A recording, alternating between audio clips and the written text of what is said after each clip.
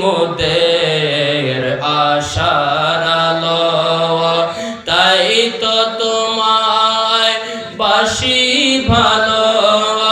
হৃদয় নামের ফুলদানিতে, হৃদয় নামের ফুলদানিতে গেথে রেখেছি প্রেমের মালা।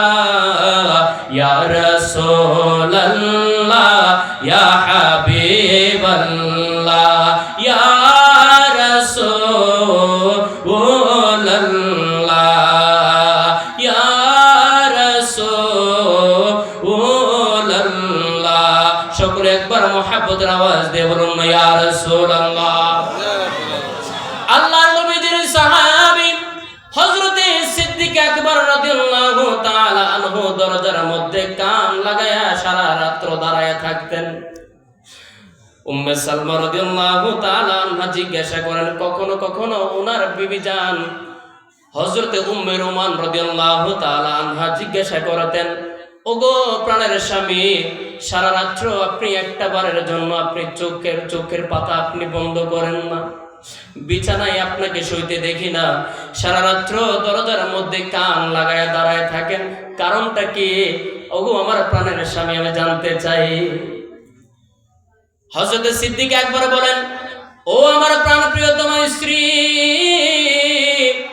আল্লাহর নবীজি আমাকে বলেছিলেন অনেক দিন পূর্বে, সিদ্দিক আকবর, আমি রাত্রিবেলা হিজরত করব, হিজরতের সঙ্গী হবে তুমি আবু বকর।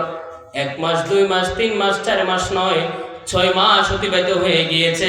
সিদ্দিক আকবর একটি রাত্রের জন্য, একটা সেকেন্ডের জন্য বিছানায় পিঠ লাগাই নাই। একবার মুহাব্বতের আওয়াজ দিয়ে বলুন আল্লাহু আকবার। সিদ্দিক আকবরের ভালোবাসা আমাদের অন্তরে আসেনি? আছে? নাই নাই নাই নাই। সিদ্দিক আকবর 6 মাসের মধ্যে একটা সেকেন্ডও বিছানার মধ্যে পিঠ লাগায় নাই। না জানি দয়াল নবীজি কখন ডাক মেরে বসে, আর সিদ্দিক আকবর যদি নবীজির ডাকে সাড়া দিতে না পারে, সিদ্দিক আকবরের জীবন বরবাদ হয়ে যাবে। 6 মাস অতিবাহিত হয়ে গেল। সিদ্দিক আকবর প্রত্যেক দিন নবীজির দরবারে যায়, দরবারের সালাতে গিয়ে নবীজির সাথে আলোচনা করেন, নবীজির পিছনে নামাজ আদায় করেন, নবীজির সাথে বিভিন্ন জায়গায় নবীজির সাথে ঘোরাফেরা করতেন।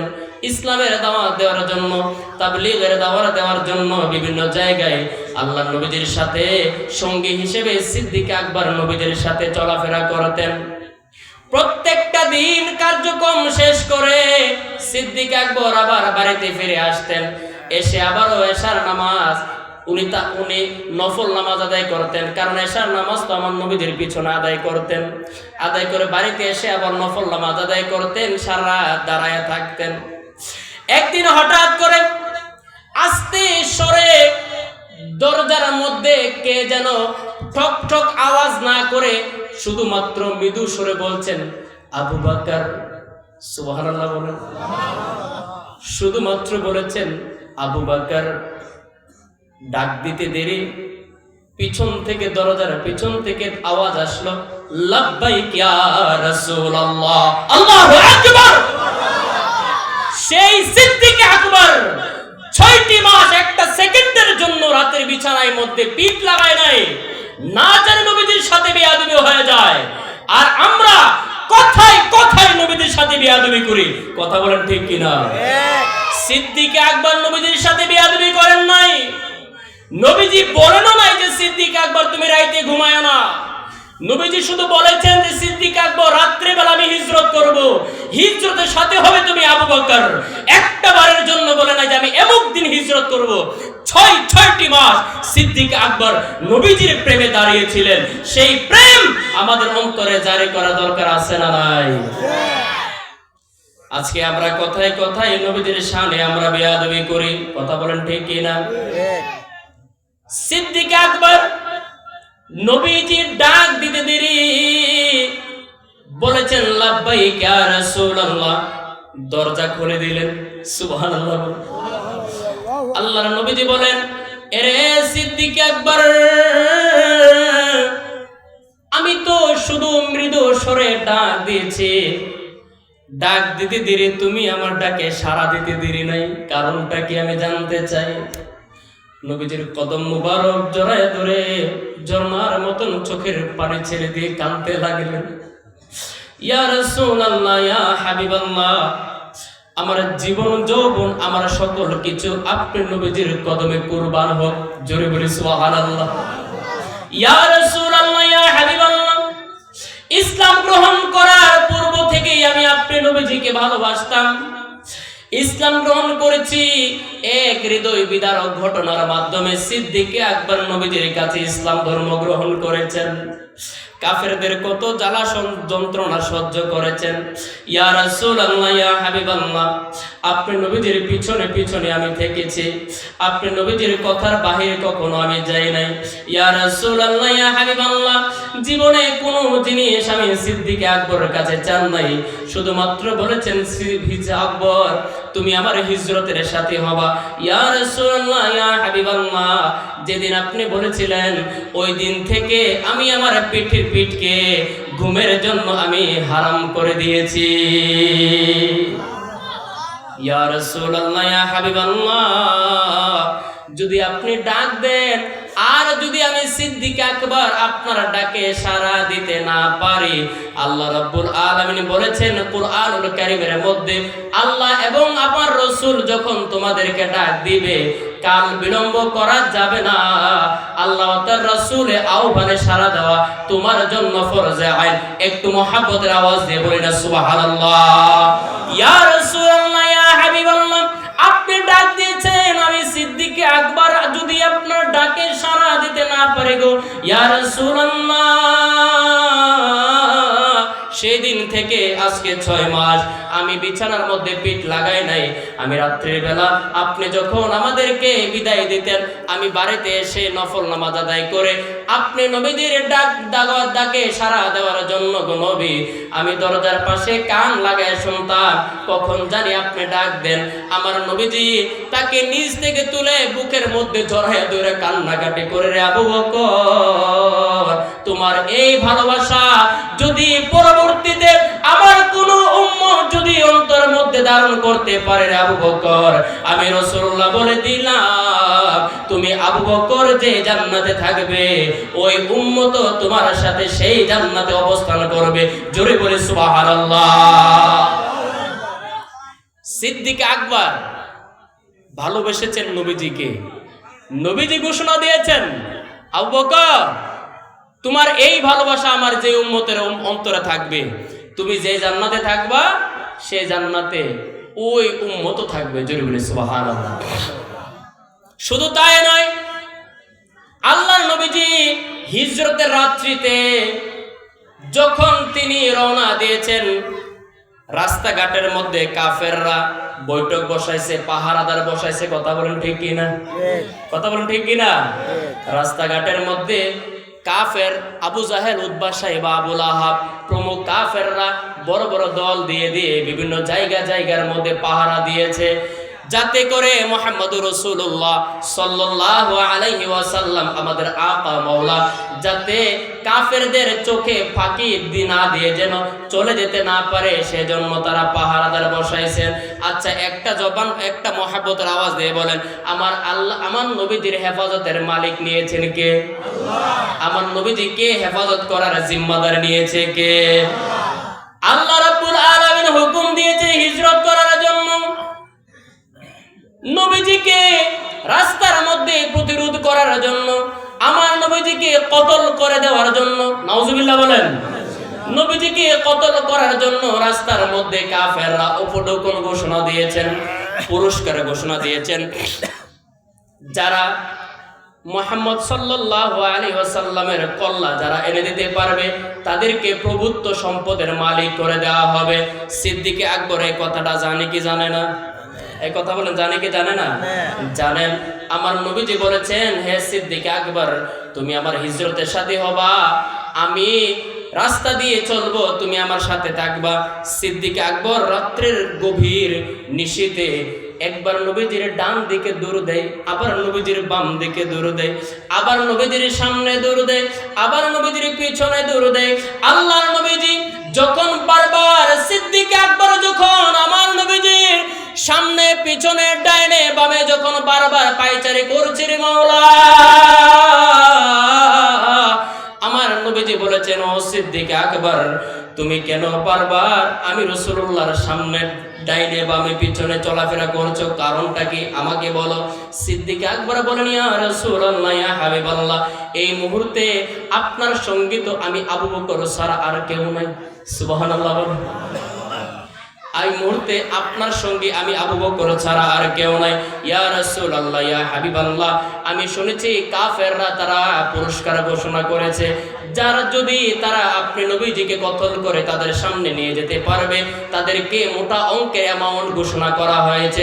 ইয়া রাসূলুল্লাহ, ইয়া হাবিবাল্লাহ, আমার কাছে মনে হয় যখন কোন শব্দ শুনি ডান দিক থেকে, আমার কাছে মনে হয় কোন কাফের বাচ্চারা আপনি রাসূলুল্লাহর শরীরে আঘাত করতে আসছে।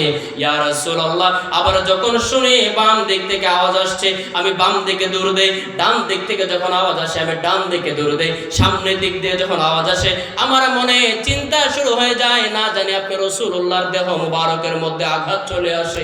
ইয়া রাসূলুল্লাহ, আবার পিছনে চলে যায়, না জানি পিছন থেকে আপনার উপর অতর্কিতভাবে হামলা করা হয়।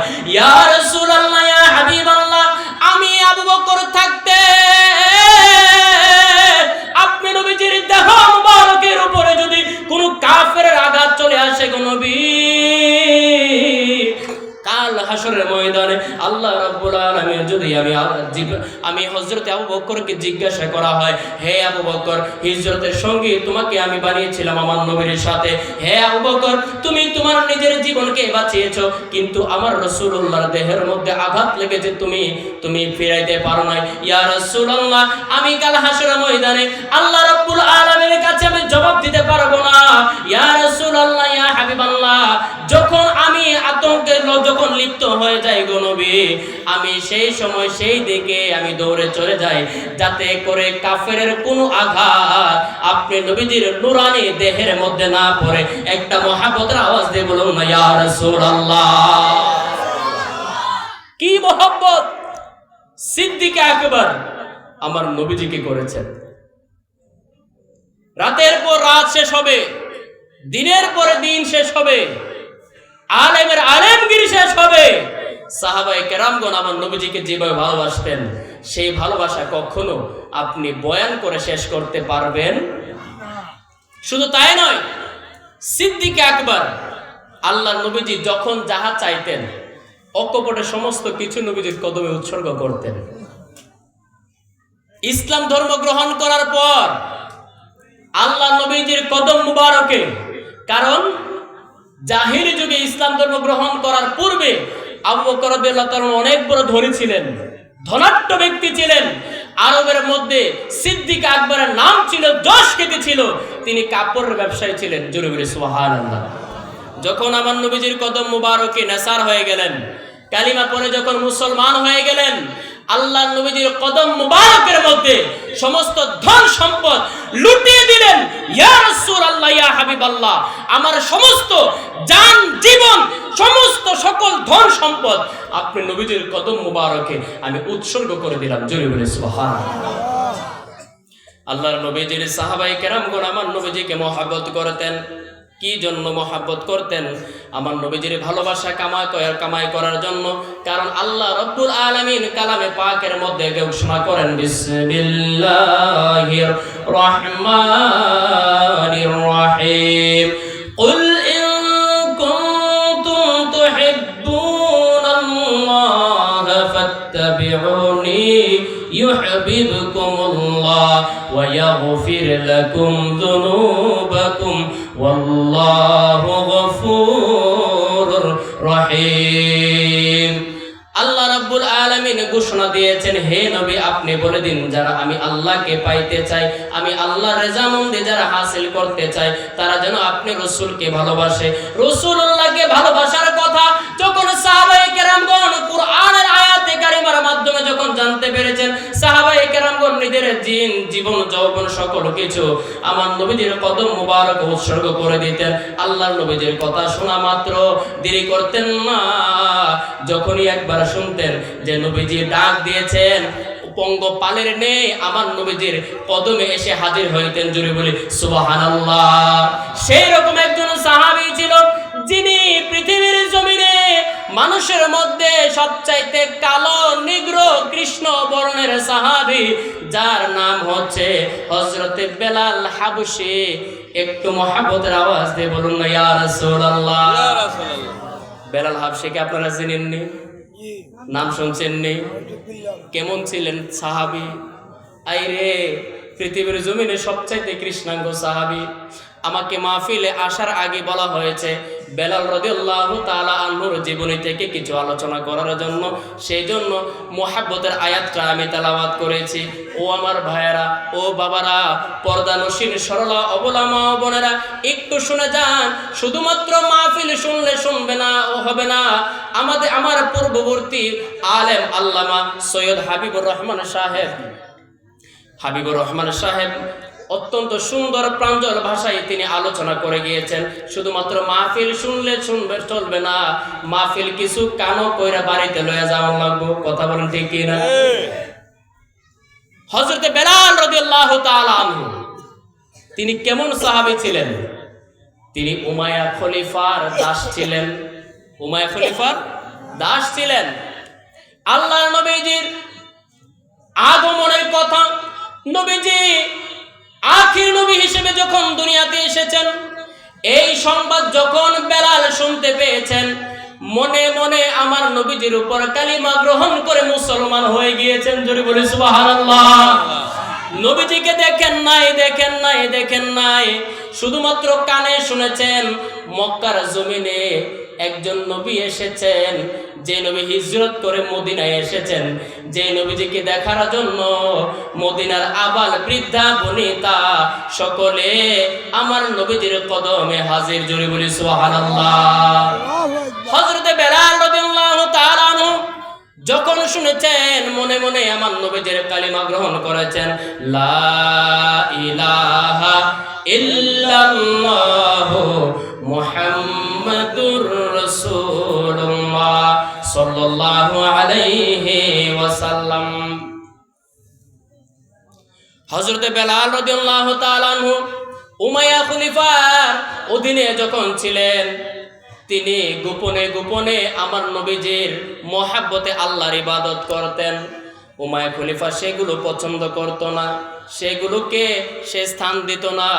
বেলাল রাদিয়াল্লাহু তাআলা আনহুর ইসলাম গ্রহণের কথা যখন শুনতে পেয়েছেন, তখন বলেছেন, বেলাল তুমি নাকি মুহাম্মদ সাল্লাল্লাহু আলাইহি সাল্লামের উপর ঈমান এনেছো। বেলাল বলেছেন, হ্যাঁ, আপনি যাহা শুনেছেন সত্য শুনেছেন, আমি আখির নবীজির উপর আমি ঈমান এনেছি। জোরে বলি সুবহানাল্লাহ। নারায়ে তাকবীর, নারায়ে রিসালাত, নারায়ে গাউসিয়া। প্রধান অতিথি সাহেবের আগমন, প্রধান অতিথি সাহেবের আগমন, হযরত মাওলানা নাইমুদ্দিন আজিজি সাহেবের আগমন মাহফিলের পক্ষ থেকে আমরা সকলে বলি আমিন। আজকের মাহফিলের মধ্যমণি প্রধান অতিথি হযরত মাওলানা নাইমুদ্দিন আজিজি আল কাদরি সাহেব, আমার অত্যন্ত স্নেহধন্য ভাই এসেছেন। আমরা সকলে বলি মারহাবা। এই আওয়াজে কি প্রধান অতিথির মারহাবা জানাবেন? একবার উচ্চ আওয়াজে বলুন না মারহাবা। খুশি না বাজার? খুশি না বাজার? আলহামদুলিল্লাহ। আমি যেটা বলতেছিলাম বলে শেষ করে দিচ্ছি। যখন উমাইয়া খলিফা জানতে পারলেন যে বেলাল রাদিয়াল্লাহু তাআলা আনহু আমার নবীজির ধর্ম ইসলাম গ্রহণ করেছেন, মুসলমান হয়ে গিয়েছেন, বলেন তো তার যন্ত্রণা কি বেলালের উপরে কমছে না বাড়ছে? এই কথা বলেন না কেন? বাড়ছে না কমছে? বাড়ছে। এই সংবাদ যখন শুনতে পারলেন, সর্বপ্রথম সে কি করলো জানেন? বেলাল রাদিয়াল্লাহু তাআলা আনহুর খাবার বন্ধ করে দিয়েছে। খাবার ছাড়া কি কেউ বাঁচে? বাঁচে না। খাবার বন্ধ করে দিয়েছে। বেলালের উপর স্টিম রুলার চালানো হয়েছে, হাদিসে মুবারাকায় পাওয়া যায়। আমরা পড়েছি হযরতে বেলাল রাদিয়াল্লাহু তাআলা আনহুর উপর স্টিম রুলার চালিয়েছে। গুড়ার ফাওয়ার নিচে লোহার খামিরা আছে না নাই? এই কথা, লোহার একটা খামিরা আছে না নাই? এই লোহার খামিরা গরম করে উত্তপ্ত করে হযরতে বেলালের শরীরের মধ্যে দাগ দেওয়া হতো। জোরে বলে নাউজুবিল্লাহ। বারবার বলা হতো, বেলাল এখনো সময় আছে, বলো আমি মুহাম্মদের ধর্ম ত্যাগ করলাম। বেলাল বলতো জীবন যাবে, জীবন দেব তবু ঈমান দেব না। সুবহানাল্লাহ। আর আমরা এখন তো 10 টাকা দিলে আমরা ঈমান বীজ চালাই। কথা বলেন ঠিক কি না? রাইতে সকালে ইমানদার, রাইতে গরব বেঈমান হয়ে গরব ফিরি। এই সময়টা সামনে আইতাছে, আইছে নি? ওই যে ভাই কইলাছি নির্বাচন হচ্ছে সামনে, এগুলা বলার দরকার নাই, কিন্তু হক কথা যেগুলো বলতে হয়, টাকার কাছে আমাদের ঈমান বিক্রি হয়ে যাচ্ছে। কথা বলেন ঠিক কি না? হযরতে বেলাল রাদিয়াল্লাহু তাআলা আনহু বলেন, জান দিব তারপরে ঈমান দেব না। এ উমাইয়া খলিফা, যত পারো স্টিম রোলার আমার উপরে চালাও, তারপরেও আমি একটা কথাই বলবো, লা ইলাহা ইল্লাল্লাহু মুহাম্মাদুর রাসূলুল্লাহ। স্টিম রোলার চালাইতে চালাইতে চালাইতে চালাইতে বেলাল রাদিয়াল্লাহু তাআলা নূর শরীরটাকে একবারে নস্যাৎ করে দিয়েছেন। খবর যখন আমার নবীজির কাছে চলে আসলো, আমার নবীজি জানতে পারলেন হযরতে বেলাল রাদিয়াল্লাহু তাআলা আনহুর উপরে অত্যন্ত স্টিম রোলার চালানো হচ্ছে। আল্লাহর নবীজি মসজিদে নববীতে বসা সাহাবাদেরকে উদ্দেশ্য করে বললেন, আমার সাহাবীরা, তোমাদের মধ্যে কে আছো আমার প্রাণপ্রিয় বেলালকে কে উমাইয়া খলিফার কাছ থেকে মুক্ত করবে? সিদ্দিক আকবর দাঁড়িয়ে বললেন, ইয়া রাসূলুল্লাহ, ইয়া হাবিবাল্লাহ, আমি আছি, আমাকে অনুমতি দেন, আমাকে হুকুম করেন, আমি আমার সমস্ত সম্পদের বিনিময় হলেও আমার বেলালকে মুক্ত করে আপনি রাসূলুল্লাহর দরবারে নিয়ে আসবো। উচ্চ আওয়াজ দিয়ে বলুন না, ইয়া রাসূলুল্লাহ। হযরতে বেলাল রাদিয়াল্লাহু তাআলা আনকে মুক্ত করার জন্য তিনি সিদ্দিক আকবর উমাইয়া খলিফার বাড়িতে চলে গেলেন। গিয়ে দেখে হযরতে বেলাল তাকে ঘোড়া যে ঘরে থাকে, গাধা যে ঘরে থাকে, উট যে ঘরের মধ্যে রাখা হয়, ওই গোয়াল ঘরের মধ্যে বেলালকে রেখে দিয়েছেন। বেলাল রাদিয়াল্লাহু তাআলা আনহু সেই জায়গার মধ্যে সিদ্দিক আকবর গিয়ে কান পেতে শুনতে পারলেন। তিনি দমে দমে আমার নবীজির আল্লাহ রাব্বুল আলামিনের জিকির করতে লাগলেন। দমে দমে আল্লাহ বসিয়া নিরালা, জপিলে হবে রে তোর মন ও জালা। দমে দমে আল্লাহ বসিয়া নিরালা, জপিলে হবে রে তোর মন ও জালা। জপিয়া দেখো না কোনো চিন্তা রবে না, জপিয়া দেখো না কোনো চিন্তা রবে না, দূর হবে রে তোর কলবের ময়লা। দমে দমে আল্লাহ বসিয়া নিরালা, জপিলে হবে রে তোর আল্লাহ। বিযিকিরিল্লাহ ফানায়ে রাসূলুল্লাহ, শ্রেষ্ঠ ইবাদত জিকিরে মাওলার।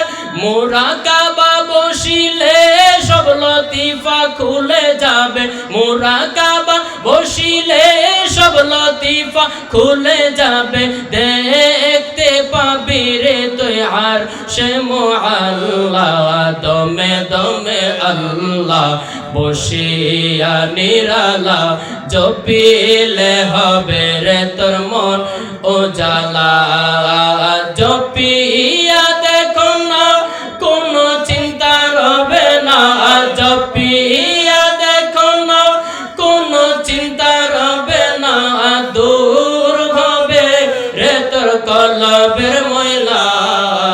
দমে দমে আল্লাহ বসিয়া নিরালা, জপিলে হবে রে তোর মন জালা। একটা জবান বন্ধ রাখবেন না, মুহাব্বতের আওয়াজ দিয়ে বলুন না, ইয়া রাসূলুল্লাহ।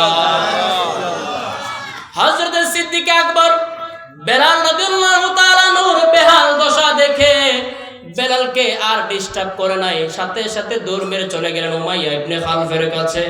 গিয়ে বললেন, আরে উমাইয়া ইবনে খাল, আমি বেলালকে মুক্ত করতে এসেছি, তোমার কত টাকা লাগবে বলো। উমাইয়া ইবনে খাল বলল, মনে মনে চিন্তা ভাবনা করলো, হে আবু বকর, তুমি আসছো বেলালকে নেওয়ার জন্য, আমি এমন দাম কইয়াম বেলালকে যাতে তুমি কিনতে না পারো, যাতে আমি বেলালের উপর আরো স্টিম রোলার চালাইতে পারি। মুহাব্বতের আওয়াজে বলো না নাউজুবিল্লাহ। যে বেলালের সেই সময়ে 300 দিরহাম দিয়েও তিনি কিনেন নাই, মাত্র 3 দিরহামে বেলালকে ক্রয় করেছিলেন উমাইয়া ইবনে খালফ। সিদ্দিক আকবরের কাছে বললেন, হে সিদ্দিক আকবর, তুমি যেহেতু তোমার নবীজির পক্ষ থেকে এসেছো, আমি তোমাকে নৈরাশ করব না, তুমি বেলালকে নিয়ে যাও, তবে তাকে মুক্তিপণ দিতে হবে 3000 দিরহাম। কত হাজার দিরহাম? সবাই বলেন কত হাজার দিরহাম? 3 দিরহাম দিয়ে কিনছে। 300 দিরহামও সেই সময় ওনার মূল্য না, বলেছেন কত? 3000 দিরহাম। সিদ্দিক আকবর বলেন, হে উমাইয়া ইবনে খালদ, 3000 দিরহাম কেন? তুমি যদি আজকে আরো বেশি টাকা চাইতা, আমার নবীজি বলেছেন বেলালকে কে মুক্ত করতে পারবে? আমি সিদ্দিক আকবর আমার জীবন যৌবন আমার সম্পদ যা কিছু আছে সকল কিছুর বিনিময় হলেও আমি আমার বেলালকে আমি মুক্ত করে আমার নবীজির কাছে নিয়ে যাইতাম। জোরে বলে সুবহানাল্লাহ। টাকা দিয়ে দিলেন। উমাইয়া ইবনে খালদ বললেন, হায় রে, মনে করেছিলাম বেলালকে আরো কিছুদিন ধরে রাখবো, না না না, পারছি না। বেলালকে মুক্ত করে দিলেন। বেলাল রাদিয়াল্লাহু তাআলা আনহুকে ডাক দিলেন, ভাই বেলাল, তুমি এখনো কান্নাকাটি করছো, রাহমাতুল লিল আলামিন তোমাকে দেখার জন্য বেচান হয়ে আছে রে বেলাল। তুমি আসো, উঠো, দয়াল নবীজি তোমাকে ডাক দিয়েছে। বলতে দেরি শরীরটাকে নিয়ে দাঁড়াতে পারছে না, এত কষ্ট দিয়েছে নবীজির সাহাবী বেলালকে। তিনি দুইজন করে তেনাকে ধরলেন, অন্যান্য সাহাবীরাও বেলালকে ধরলেন। কাঁধে করে কয়েকদিনের রাস্তা অতিক্রম করে যখন দরবারের সালাতে নবীজির কাছে যখন হাজির করলো, আল্লাহর নবীজি চক্ষু মুবারকের পানি ঝর্ণার মতো ছেড়ে দিল। বেলালও কান্দে, নবীও কান্দে। মসজিদে নববীতে কান্নার রুল পড়ে গিয়েছে। আমার নবীজি বলেন, সাহাবীরা রে, আমার বেলাল আমাকে দেখে নাই, না দেখে আমি নবীজির উপর ইসলাম ধর্ম গ্রহণ করেছে। আমাকে দেখে নাই, না দেখে আমি নবীজিকে ভালোবেসে মোহাব্বত করে আমি নবীজির ধর্ম গ্রহণ করেছি। ও আমার সাহাবীরা, আমার বেলালকে তোমরা জায়গা করে দাও। নবীজির কাছে যখন শেষ রাইতে বেলাল যখন নবীজির কাছে আসলেন, আসার পরে আমার নবীজি বুকের সাথে বেলালকে বুকের সাথে বুক মেলালেন। আল্লাহু আকবার। আল্লাহর নবীজি বলেন, বেলাল রে, আর কাঁদিস না, আমি রাহমাতুল লিল আলামিন তোকে দেখার জন্য আমি পাগল পারা হয়ে গিয়েছি রে বেলাল। বেলাল রাদিয়াল্লাহু তাআলার জবান দিয়ে কোনো কথা বের হচ্ছে না। আল্লাহর নবীজি জিজ্ঞাসা করলেন, বেলাল তোমার অনেক কষ্ট হচ্ছে? বেলাল মুস্কে হাসি দিয়ে বলেন, ইয়া রাসূলুল্লাহ, আমাকে যখন আমার মালিক যখন আমাকে আঘাত করতো, সে আঘাত আমার কোনো আঘাত মনে হইতো না। যখন আঘাত করা হইতো আমি দেখতাম আপনার দিনের নবী মুস্তাফা আমি বেলালের সামনে উপস্থিত। জোরে বলে সুবহানাল্লাহ। ইয়া রাসূলুল্লাহ, ইয়া হাবিবাল্লাহ, যখন আমাকে আঘাত করা হতো, যখন বলা হতো তোমার নবী তো আমাদের মতনই মানুষ, নাউজুবিল্লাহ বলেন। উমাইয়া ইবনে খালদ বলতো, হে বেলাল, তুমি এমন নবীর ধর্ম গ্রহণ করেছো যে নবী আমাদের মতনই মানুষ। নবী গো, এই কথা যখন বলতো আমার কলিজাটার মধ্যে আঘাত লাগতো গো নবী। যেই নবীকে না দেখে আমি ইসলাম ধর্ম গ্রহণ করেছি গো নবী, সেই নবীজি কি তারা বলতো আমি আমাদের মতন? ইয়া রাসূলুল্লাহ, ইয়া হাবিবাল্লাহ, জীবন দেব, জান দেব, সকল কিছু ত্যাগ করব, কিন্তু ঈমান দিতে পারবো না। জোরে বলে সুবহানাল্লাহ। বেলাল রাদিয়াল্লাহু তাআলা আনহু জীবনটাকে দিয়ে দেওয়ার জন্য কুরবান করে দিয়েছেন, তারপরও বাতিলের কাছে মাথা নত করেন নাই। সে হচ্ছে বেলাল। বেলাল আমার নবীজি যখন দুনিয়া থেকে ওফাত লাভ করেছেন 6 মাস পরে আমার নবীজি স্বপ্নে দেখালেন, বেলাল তোমার কি আমি নবীজির জিয়ারত করতে মন চাই না? তোমার কি আমি নবীজির জিয়ারত করতে মন চাই না? বেলাল ঘুম থেকে উঠে গাটুরি বেঁধে নবীজির রওজা শরীফের উদ্দেশ্যে রওনা দিয়েছেন। আল্লাহু আকবার বলেন। ওই সময় আমার নবীজি দুনিয়াতে নাই। সিদ্দিক আকবর সময়কালে হযরত বেলাল রাদিয়াল্লাহু তাআলা আনহু 19 দিন মতান্তরে 21 দিন সফর করে আমার নবীজির রওজা শরীফের পাশে এসে গুনগুন সুরে কান্না কাটতে শুরু করলেন। সাহাবায়ে কেরাম যখন দেখতে পেলেন কিরে বেলালের কান্নার আওয়াজ শোনা যায়, বেলালের কান্নার আওয়াজ শোনা যায়, এসে দেখলেন তুমি কে গো? নবীজির রওজা শরীফের পাশে এসে বিনয়ে বিনয়ে কাঁদছো। মাথাটা যখন উত্তোলন করলেন দেখা যায় আমার নবীজির মুয়াজ্জিন হযরতে বেলাল। এই খবর যখন বাসায় পরিবেশে সকল জায়গার মধ্যে যখন ছড়িয়ে গেল, সকল জায়গা থেকে সাহাবায়ে কেরামগণ আসতে লাগলো, আবার বৃদ্ধা বুড়িতা সকলে আসতে লাগলো। সাহাবায়ে কেরামগণ বলেছেন, ও নবীর সাহাবী মুয়াজ্জিন বেলাল, তুমি যেহেতু এসেই পড়েছো, তোমার পায়ে ধরে আমরা তোমার মুখে সেই আজান আরেকটু শুনতে চাই। আল্লাহু আকবার বলেন। আল্লাহু আকবার। তোমার মুখে আমি আজান শুনতে চাই। বেলাল বলছেন, বাইরা রে, আমাকে আপনারা পেরাপেরি করবেন না, আমাকে বলবেন না আজান দেওয়ার জন্য। যেই সময় আমি নবীজির সামনে আজান দিতাম, আমি আজান দিব, যদি তোমরা বলো আজান দিলে যদি আমার নবীজি আমার সামনে আসে, তাহলে আমি সেই সুরে আবার আজান দিব। সাহাবায়ে কেরামগণ বলেন, এটা কিভাবে সম্ভব? নবীজি তো হায়াতে জিন্দেগিতে নাই, নবীজি তো আমাদের কাছ থেকে শরীয়তান পর্দা করেছেন, ওফাত লাভ করেছেন। বেলাল রে, এই শর্ত ছাড়া অন্য কোনো শর্ত দাও।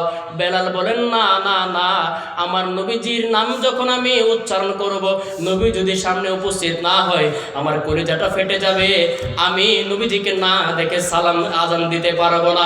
সবাই যখন রিকোয়েস্ট করতে লাগলো, বয়োজ্যেষ্ঠ সাহাবায়ে কেরামগণ সবাই রিকোয়েস্ট করতে লাগলেন, বেলাল আজান দিচ্ছে না। সাহাবায়ে কেরামগণ বললেন, বেলাল আমাদের কথাই আজান দিবে না, বেলালকে যদি আজান দেওয়াইতে হয় দুইজন আছে, এই দুইজন ছাড়া বেলালের মুখ থেকে হা উচ্চারণ আর বের হবে না। ডাক দিয়ে নিয়ে আসলেন জান্নাতের যুবকদের সরদার ইমাম হাসান ও হুসাইন। সুবহানাল্লাহ। হাসান ও হুসাইনকে ডাক দিয়ে আসা হলো। ইমাম হাসান ও হুসাইন যখন নবীজির মুয়াজ্জিন বেলালকে দেখতে পারলেন, ডাক দিয়ে বলেন, ও নানার মুয়াজ্জিন বেলাল, সবাই পেরাপেরি করছে আপনার কণ্ঠে সেই সুমধুর আজান শোনার জন্য। হে নবীর মুয়াজ্জিন বেলাল, সমস্ত সাহাবায়ে কেরামদের কথাও যদি আপনি ডিনাই করতে পারেন গো নবীজির মুয়াজ্জিন বেলাল, আমরা জান্নাতের যুবকদের সরদার বলছি, যাদের নেতৃত্বে আপনি জান্নাতে থাকবেন। সুবহানাল্লাহ বলেন না? কোন জায়গার মধ্যে নিয়ে আটকাইছে? যাদের নেতৃত্বে আপনি জান্নাতে থাকবেন, সেই জান্নাতের যুবকদের সরদার ইমাম আমি হাসান হুসাইন বলছি, একবারে মিনারায় ওঠেন, উঠে আমার নবীজির সামনে থাকা অবস্থায় যেভাবে আজান দিতেন সেই রকম ভাবে আজান দেন। বেলালের মতো আশিক যদি আমরা হইতাম, বেলালের মতো আশিক যদি আমরা হইতাম, গরবারি সারিয়া পাগল হইতাম, গরবারি সারিয়া পাগল। হযরতে বেলাল রাদিয়াল্লাহু তাআলা আনহু নবীজির দুই নাতি ইমাম হাসান ও হুসাইনের কথা তিনি ফেলতে পারেন নাই। মিনারাতে গেলেন, আজান দিচ্ছেন, আল্লাহু আকবার আল্লাহু আকবার। আজানের আওয়াজ যখন চতুর্দিকে যখন ছড়িয়ে পড়ল, ঘরের ভিতরে যত বৃদ্ধ লোক যারা ছিল, নবীজির সাহাবী, নবীজির তাবিঈ, সকলে এই আজান শুনতে পারলো যে কিরে নবীজির মুয়াজ্জিন বেলালের কণ্ঠে আওয়াজ শোনা যায়। সকলে একজন করে করে ঘর থেকে বের হয়ে আসলো। আল্লাহু আকবার আল্লাহু আকবার। আবার যখন আওয়াজ দিলেন, আবার বৃদ্ধা বনিতা যা আছে সকলে দৌড়ায়া দরবারের রিসালাতে মসজিদে নববীতে চলে আসলো। একজন পুরুষও করে নাই, একজন মহিলাও করে নাই, একটা ছোট মাসুম বাচ্চাও করে নাই। বেলাল রাদিয়াল্লাহু তাআলা আনহু আযান শুনে দরবারের রিসালাতের মধ্যে মসজিদে নববীতে চলে আসলেন। হযরতে বেলাল রাদিয়াল্লাহু তাআলা আনহু নিজেও কান্দে, সাহাবায়ে কেরামগণ কান্দে। মদিনার ইতিহাসে এমন কান্নার রোল আর দ্বিতীয়বার ঘটে নাই। আশহাদু আন্না মুহাম্মাদুর রাসূলুল্লাহ যখন ডাক দিলেন, বেলাল কলিজা ফেটে ধপ করে তিনি পড়ে গেলেন। সাহাবায়ে কেরামগণ বলেন, বেলাল আর দ্বিতীয়বার কোনো আওয়াজ করেন নাই। কারণটা কি? যখন আমার নবীজি যখন আজান দিতেন, বেলাল যখন আজান দিতেন, আমার নবীজি কে দেখে দেখে তিনি আজান দিতেন। জোরে বলে সুবহানাল্লাহ। সেই বেলালের ভালোবাসা আমাদের দরকার আছে না নাই? আল্লাহ রাব্বুল আলামিন আমাদের প্রত্যেককে সাহাবায়ে কেরামদের ভালোবাসা অন্তরে ধারণ করে নিজেদেরকে সাহাবীদের মতন নবীওয়ালা হওয়ার মতো সে তৌফিক আমাদের দান করে। সকলে বলুন আমিন।